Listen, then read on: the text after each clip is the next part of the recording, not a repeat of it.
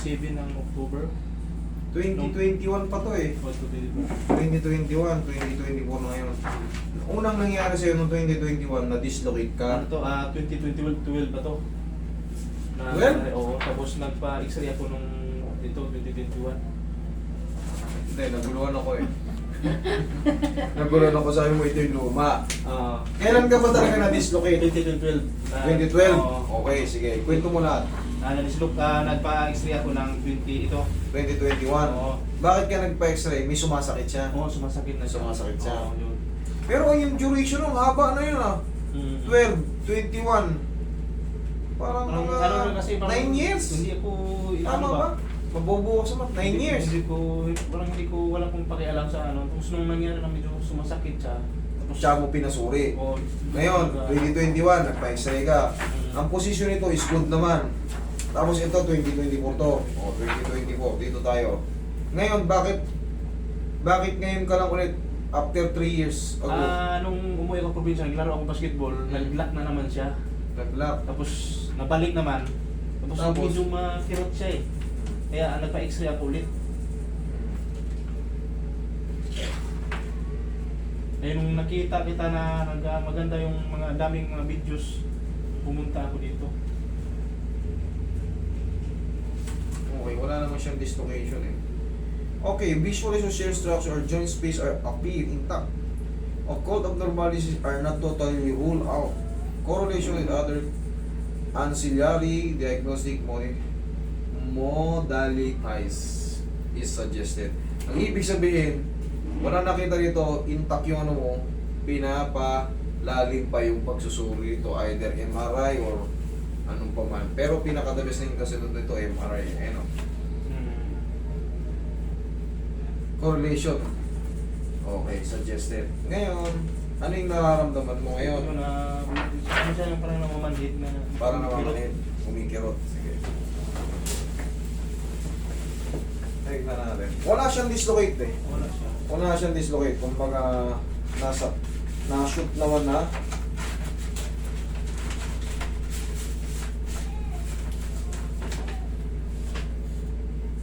Ito, may tumubong ano. Ayan o, wala ito, wala. Ito, ayan, tingnan mo. Ang malaki siya. Yan. Alam mo kung ano to? Ito yung dating pilay na yung sinasabing naglalaman. Ang tawag dito is extended ligaments. Ayan, naglalaro. Parang maliit na cyst, pero ang tawag dyan is extended ligaments. Okay? Pero wala yan. Okay lang yan. Meron talaga, nangyayari talaga yan yung mga tumutubo na yan. Wala kayong dapat kasi baka isipin nyo pa yun, wala kayong dapat ipag-alala dyan. So pag maglaro ako ulit basketball dyan, ano siya. Tsuk, gumagano. Maglalak, tapos babalik na naman siya. Hindi yun naglalak. Ang nangyayari doon, pumipitik lang yung... Yun nga. Ang gagawin mo, ganunin mo lang. Ganunin mo lang. Exercise lang. Di ba, sabi mo parang naglock. Oh. Ganunin mo. Dudulas ulit yun. Tatandaan nyo, huwag nyo ipapahatak. Sabi, nag-lock. Ay.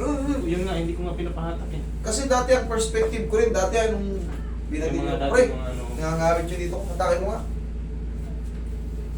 Yung wala rin alam na kaibigan ko, hahatakin din.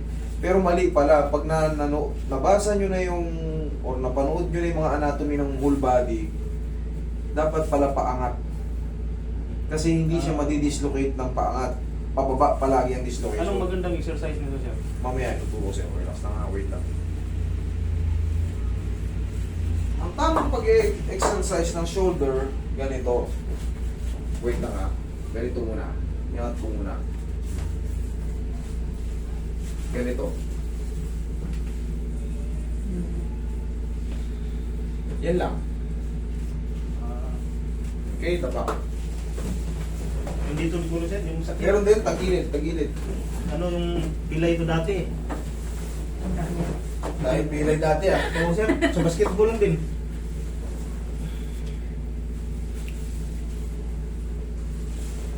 Relax na.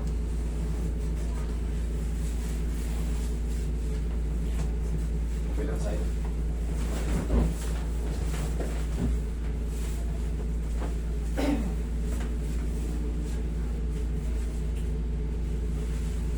Maswerte kayo ngayong era.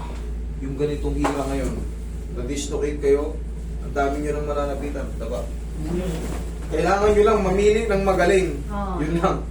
Kasi baka madali kayo. May nag-trending ka, sir. O yun. Yan ang ibig sabihin. Kailangan marunong kayong mamili. Reviewin nyo kami. Panuorin nyo muna yung mga pinagagawa namin. Tingnan ko yung mga Kaso sir, layo dito. viewers ba? At saka followers. Ang problema, pumunta kayo sa malapit sa inyo, napili naman kayo. So, yun na isa. May nag-trending ha. Di ba? May nag-trending. Ang dami nagtag sa akin. Kaya nga, Imbis na siyempre, ayos. damay din ako eh. Oh, yun. Madadamay ako dyan. Pero, hindi. Ganon talaga eh. Nobody's perfect. Pero, kayong mga nagiging pasyente namin, suriin nyo kung saan kayo pupunta. Oh. Obserbahan nyo kung sino yung ano. Nakita ko rin talaga yung video. Wala, careless. Yung kamay niya, ang layo. Kaya nga, ang bilis. Nakagano kamay oh. Tapos walang pahinga. Yeah. Alright, massage mo to. Tsaka kailangan niya maingat. Hindi basta bira ng bira. Oh, yun sa kanya. Hindi porket hindi tumunog, akala mo wala. Hindi basihan kaagad yung tunog-tunog lang, hindi. Kailangan marunong kang mag-estimate kung okay ba yung adjustment or hindi pa. Kailangan matalas yung ano mo, pakiramdam mo. Hindi porket ayaw pa tumunog, pilitin mo. Tapos nakalaban pa, pilitin. Ang bilis ng hatak niya eh. Doon sa paa. Wala kang tanong-tanong na relax. Wala. Relax, relax. Timing lang, hindi naman kailangan ng ano. Kanya, nagkukwento ka na. hindi pa relevant. Naawa nga ako sa ano yung inano niya. Hindi pa relevant dun sa kaso. Hata, sige. Choo! Namilipit na nga yung ano, inano ko niya, tinutuloy. Eh kasi nga, hindi niya alam estimatein yung body, yung bone structure natin. Yun yung mga pagkakaiba namin. Kaya dapat talaga, ako, talagang maapektuhan nga ako niyan, mag-iingat kayo sa amin. Kasama ako, include ako. Mag-iingat kayo sa mga kagaya namin. Okay?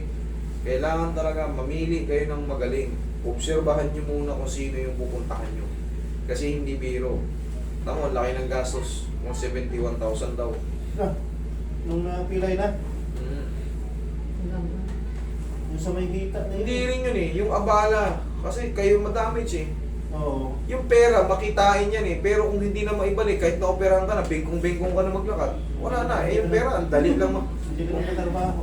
Hindi ka na makapagtrabaho, kaya kailangan kahit sa akin, magdalawang isip kayo. Tignan nyo muna. Baka isa pang video pa lang napapanood nyo, manood pa kayo ng 10 video. Tihaya. Kaya pinapanood ko masyado yung cancer. Binalik-balik ko. Yes. Yan ang tama. Obserbahan nyo muna. Mag-observe kayo kung ano yung kakayanan ko. Lalo na yung sa mga soldier na ano, dislocate. Malaman nyo kasi sa assessment pa lang, malaman nyo na kung marunong yung ano, doon pa lang malaman nyo na, hindi yung basta-basta bira. Okay, inhale. Isa pa, inhale. Exhale. Ito mo, may tinatanggihan ako minsan. Bakit ko tinatanggihan? Hindi ko tinatanggihan kasi, kumbaga, hindi ko kaya. Hindi kaya mismo ng method. Yung Hindi kaya mismo ng method ko. Pang-orto talaga. Kasi yung sabi mo na hindi mo na kaya, sinabi mo na Yes, mas gusto ko maging matapat sa inyo Oo. para mas lalo nyo maunawaan na yung kaso nyo ay pang ganun na talaga. Okay, hindi ko pipilitin. Sabi nga sa akin, mayroon daw sa Caloocan, sabi ko, hindi ko ba napanood yun eh. Ikaw napanood mo na eh.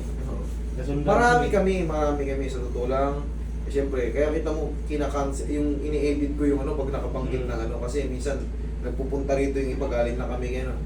Pero, inaano ko talaga yung pangalan eh. Marami naman kami. Cancel lang talaga yung ini-edit namin. Okay po. Kasi nobody's perfect. Pero dapat sa ganitong larangan, perfect tayo.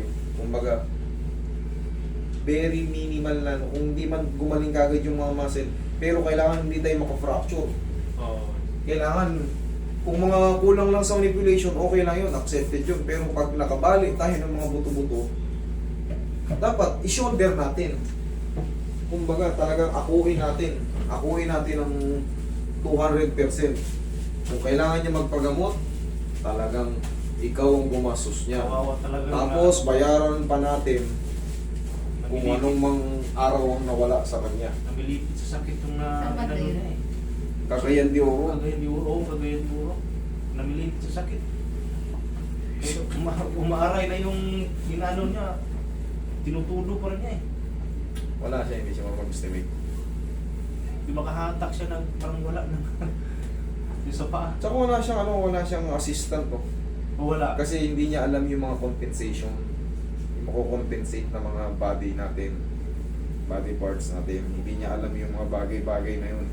Kaya nga sabi, kaya ako okay lang sa akin yung may mga bashing-bashing ng mga doktor na sila sinasabi na huwag kayo magpahilot. Tama yun. Tama yun, okay. Huwag kayo magpahilot basta-basta. Yun ang sabi. Kasi delikado. Totoo yun. Totoo yun. Kahit isa ako sa mga manghihilot, totoo yun sinasabi nila. Kaya kailangan mag-obserba muna. Kasi hindi biro yung madadamage sa inyo. Pag ang nag-handle sa inyo ay yung mga gago-gago na ngayon lang natuto, napakalalakas kagad ng pirada. Hindi po pwede.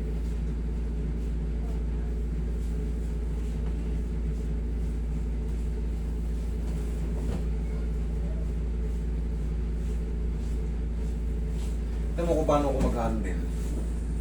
Very smooth lang. Kaya kong baliktarin yung combo na alam ko para hindi kayo sobrang masaktan. Kasi dito sa frozen shoulder, marami akong binibilin dito na talagang may pain yan. Sometimes unbearable. Kaya minsan nagpapabiro ko, sinasabi ko magbaon kayo 10 kilo lakas sa loob. Kasi kahit saan kayo magpa-adjust, kung talagang frozen shoulder kayo, masakit po. Yun ang totoo. Kaya payo ko sa inyo, may shoulder pain kayo, paripisan nyo na kagad. Huwag nyo nang antayin yung buong katawan nyo pag inangat eh. Sumasama na. Huwag nyo antayin yan kasi sobrang sakit. Oh. Ikaw, check mo yung sarili mo. Ha? Gumagana siya. Gumana. Okay na. O, pwede ka na lumipat. Okay? Thank you so much.